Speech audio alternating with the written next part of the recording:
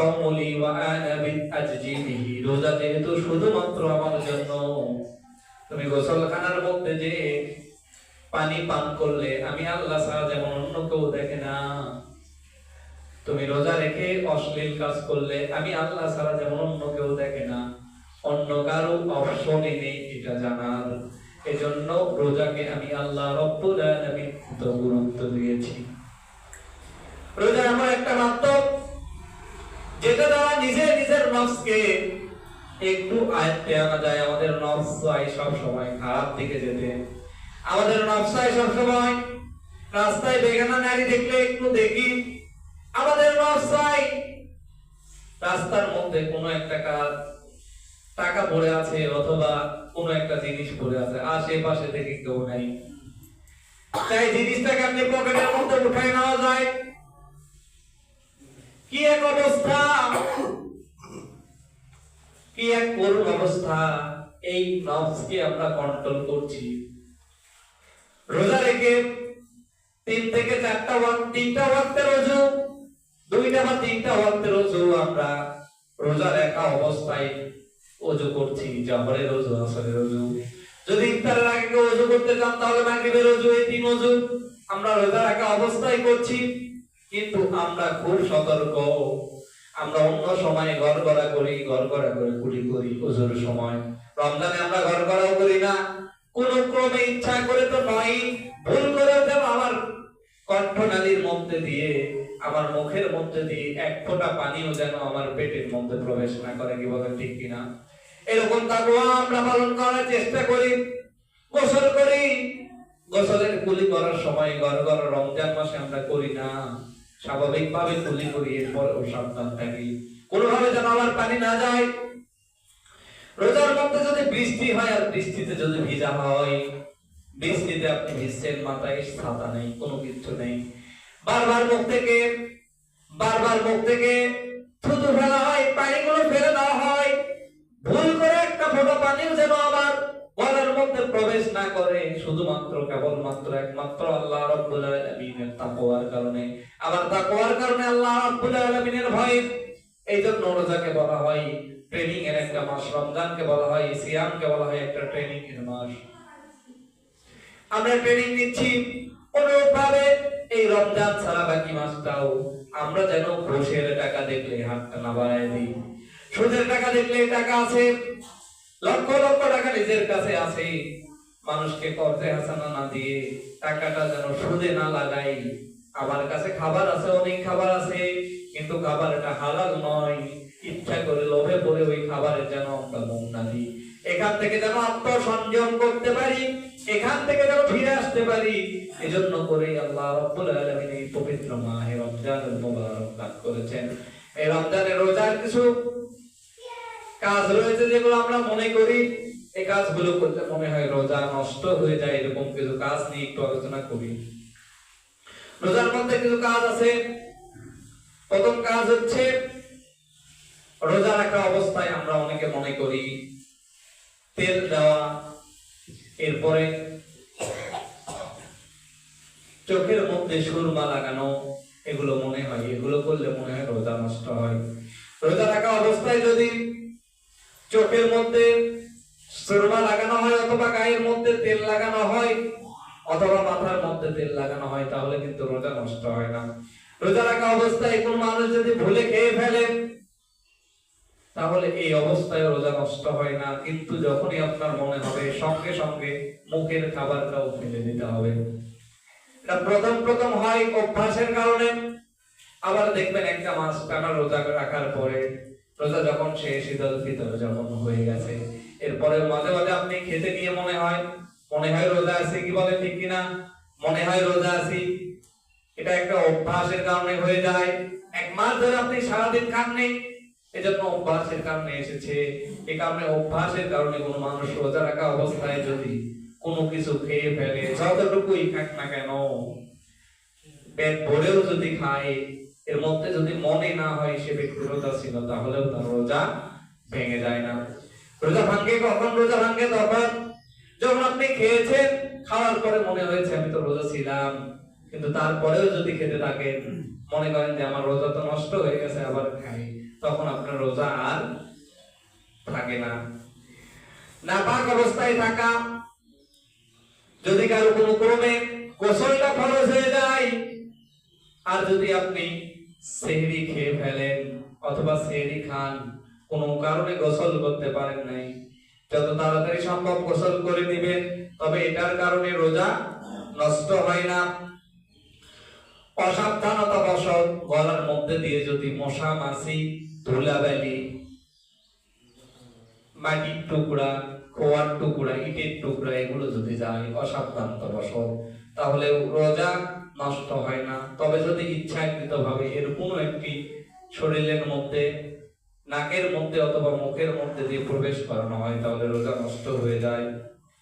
রোজা অবস্থায় যদি চোখের পানি 2-1 ফোঁট মুখের মধ্যে চলে যায়, সে অবস্থায় রোজা নষ্ট হয় না। তবে পানির পরিমাণ যদি বেশি হয় আর এর স্বাদ যদি অনুভব করা যায়, অর্থাৎ চোখের পানির স্বাদ হচ্ছে লবণাক্ত, এই লবণাক্ত যদি আপনার জিহ্বার মধ্যে প্রকাশ পায়, তাহলে ফেলে দিতে হবে, এটা গিলে ফেললে রোজা নষ্ট হয়ে যায়।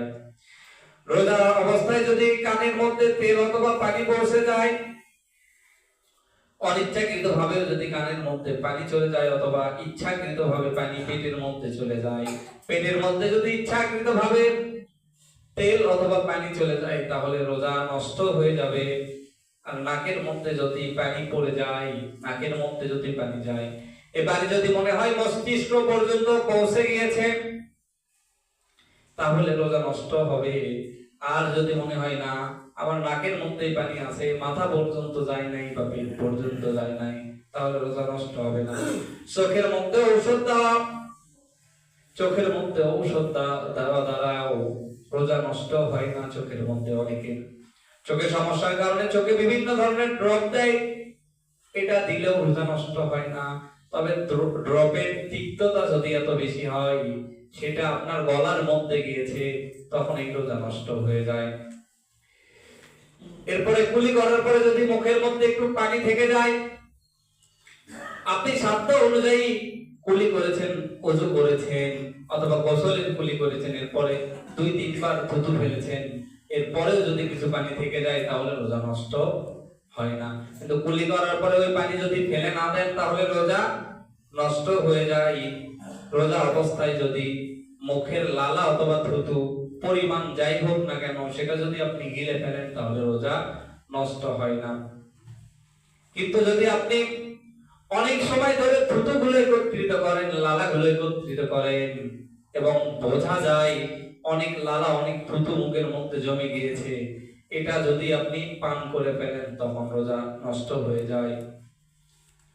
এরপরে দাঁতের মধ্যে, বয়স্ক মানুষ, মুরব্বী মানুষ যারা, দাঁতের মধ্যে ফাঁক আছে, এই ফাঁকের মধ্যে যদি ছোট ছোট দানা থাকে, এই দানাগুলো যদি অনিচ্ছাকৃত ভাবে পেটের মধ্যে চলে যায়, এই দানার পরিমাণ যদি একটা বুট এর থেকে কম হয়, তাহলে সমস্যা নেই। কিন্তু একটা বুট বা বুট পরিমাণ বা বুট থেকে বেশি যদি হয়, এটা যদি আপনার পেটের মধ্যে ঢুকে যায়, তখন রোজাগুলো নষ্ট হয়ে যাবে। দাঁতের ফাঁকের মধ্যে কোনো খাবার থেকে যেতেই পারে, এই খাবারগুলো আপনি চাইলে বের করে ফেলে দিতে পারেন, অথবা যখন বের হবে সঙ্গে সঙ্গে ফেলে দিবেন, তাহলে রোজার কোনো ক্ষতি হবে না। এরপরে অনেক সময় দেখা যায় সেহরির মধ্যে, সেহরি খাওয়ার পর কিছু লোক মুখের মধ্যে পান রাখা অবস্থায় ঘুমে যায়। চেষ্টা করতে হবে, যারা পান খান অথবা সেহরির পরে অন্য কোনো জাতীয় খাবার খান যেটা মুখে লেগে থাকার সম্ভাবনা থাকে, এই খাবারটা খাওয়ার পরে আপনাকে কুলি করে মুখটা ভালো করে ধুয়ে এরপরে ঘুমাতে হবে। যদি এটা না করে, খাবারের পরিমাণ যদি 1 বুট সম পরিমাণ বা এর থেকে বেশি হয়, তাহলে রোজা নষ্ট হয়ে যাবে। আর যদি এর থেকে কম হয়, তাহলে রোজা নষ্ট হবে না। এজন্য করে অনেকে আছেন খাবারের পরে ঔষধ, খাবারের পরে পান, খাবারের পরে এমন কিছু খাচ্ছেন যেটা দাঁতের মধ্যে, মুখের মধ্যে বিভিন্ন জায়গায় আটকে থাকার সম্ভাবনা আছে, তাহলে কুলি করে নেওয়াই উত্তম। এরপরে কারো যদি কৃত্রিম দাঁত থাকে, কৃত্রিম দাঁত হলো এমন একটা দাঁত, আপনার মুখের মধ্যে যে দাঁতগুলো আল্লাহ দিয়েছেন, কোন ক্রমে এই দাঁতটা একবার পড়ে গিয়েছে। প্রথম 6-7-8 বছর দাঁত পড়ে গিয়েছে, দাঁত উঠে গিয়েছে, কিন্তু আপনার বয়স 20-25-30-40 বছর, 50 বছর, 60 বছর। এখন যদি আপনার দাঁত পড়ে যায় আর দাঁত উঠবে, আর কিন্তু দাঁত উঠবে না। এই সময় বিভিন্ন মানুষ কৃত্রিম ভাবে দাঁত লাগায় নেন। এই দাঁত যদি থাকে তাহলে কোনো সমস্যা নেই, রোজা অবস্থায় এই দাঁত থাকলেও সমস্যা নেই। রোজা অবস্থায় এই দাঁত অনেক মানুষ খুলে পরিষ্কার করে আবার লাগায় দেয়। আপনি রোজা অবস্থায় এই দাঁতটা খুলতেও পারবেন, লাগাতেও পারবেন, এজন্য রোজার কোনো ক্ষতি হবে না। এছাড়াও রোজার মধ্যে যদি আপনি মেসওয়াক করেন, সেটা শুকনা ডাল হতে পারে, সেটা কাঁচা ডাল হতে পারে, যে কোনো ডাল দিয়ে যদি মেসওয়াক করেন, মেসওয়াক করলেও রোজার কোনো ক্ষতি হয় না। যদি শুধু ব্রাশ করেন কোনো পেস্ট বা পাউডার ছাড়া, তাহলে সেটাও জায়েজ। তবে যদি পেস্ট আর পাউডার ব্যবহার করেন রোজা রাখা অবস্থায়, দিনের বেলা সেহরি খাওয়ার আগে নয়, দিনের বেলা, তাহলে কিন্তু রোজা মাকরুহ হয়ে যায়। এজন্য বাজারে বিভিন্ন কেমিক্যাল বা পেস্ট অথবা টুথ পাউডার এগুলো ব্যবহার দিনের বেলা না করাই ভালো। যদি চান মেসওয়াক করতে পারেন। অন্য হাদিসের মধ্যে এসেছে নবীজি সাল্লাল্লাহু আলাইহি ওয়াসাল্লাম বলেছেন, রোজাদারের মুখের যে দুর্গন্ধ হয় সারা দিন না খেয়ে থাকার কারণে, পেটের মধ্যে টক্সিক নামক এক ধরনের গ্যাস সৃষ্টি হয়। এই গ্যাসের কারণে যে গন্ধ হয়, আল্লাহ রাব্বুল আলামিন বলেছেন আল্লাহর কাছে মেশকের ঘ্রাণের চেয়েও এই ঘ্রাণটা অতি পবিত্র। বলেন সুবহানাল্লাহ। মেশক বলা হয় এক ধরনের সুগন্ধি।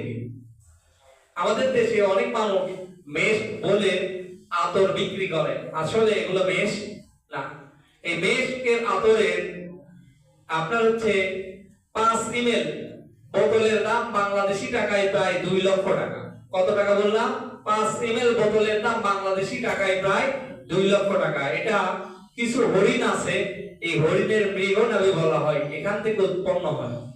তো এটার থেকেও দামি 5 ml, মানে হলো আপনার 1 লিটারের প্রায় অনেক ভাগের 1 ভাগ, 100 গ্রাম, এরপরে আছে 10 গ্রাম, তারও নিচে 5 গ্রাম। 5 গ্রামের মতো জিনিসের দাম বাংলাদেশি টাকায় প্রায় 2 লক্ষ টাকা। আল্লাহ রাব্বুল আলামিন বলছেন, রোজাদারের মুখের দুর্গন্ধ এর থেকেও আমি আল্লাহর কাছে প্রিয়। বলুন সুবহানাল্লাহ। তবে আবার এই হাদিসের ফজিলত শুনে অনেক মানুষ দিনের বেলা মেসওয়াকও করে না, যে আমার মুখের যত গন্ধ হবে আল্লাহর কাছে তত প্রিয়, এরকম না। আল্লাহ রাব্বুল আলামিন বলেন, আল্লাহু ইউহিব্বুল মুতাতাহিরিন। আল্লাহ রাব্বুল আলামিন নিজে পবিত্র, তিনি পবিত্রতাকে ভালোবাসেন। আপনি সারাদিন মুখের মধ্যে মেসওয়াক করবেন না, ব্রাশ করবেন না, শুধু ব্রাশ করবেন না, মুখের মধ্যে আলাদা একটা গন্ধ হবে। আল্লাহ যে গন্ধের কথা বলছেন, এই গন্ধ হচ্ছে সারাদিন না খেয়ে থাকার কারণে যে গন্ধটা সৃষ্টি হয়, এই গন্ধ আল্লাহর কাছে। সুতরাং আসুন আমরা রোজার যে ফজিলত আলোচনা করলাম, আমরা যদি নিজেদেরকে ইমানদার দাবি করি, আল্লাহর ভাষায় আল্লাহ বলছেন আমি ইমানদারের জন্য রোজা ফরজ করে দিয়েছি। সুতরাং আমরা যদি নিজেদেরকে ইমানদার দাবি করি, তাহলে অবশ্যই আমাদের উচিত এই পবিত্র মাহে রমজানের রোজা পালন করা। আল্লাহ সুবহানাহু ওয়া তাআলা আমাদের রোজাগুলোকে কবুল আর মঞ্জুর করুক। সকলে বলে আল্লাহুম্মা আমিন। যারা সুন্নাত পড়েননি কবলা জমা পড়েন।